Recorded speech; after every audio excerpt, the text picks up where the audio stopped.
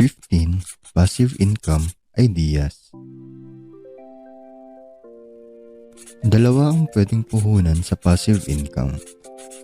Number 1, malaking pera.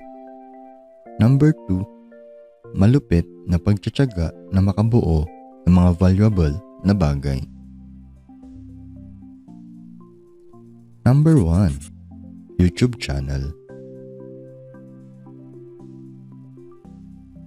Number 2, selling stock photos.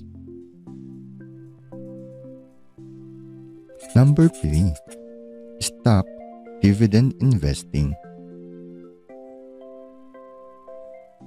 Number 4, mutual funds.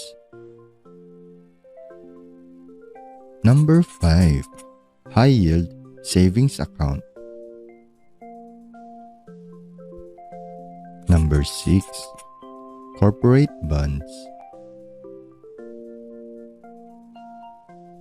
Number 7, real estate rentals. Number 8, car rentals.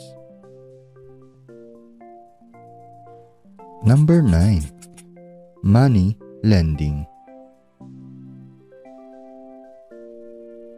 Number 10, online courses.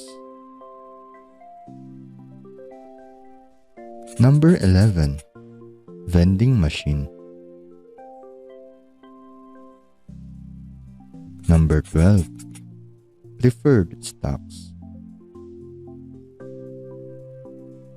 Number 13, royalties from books or songs. Number 14, mobile applications.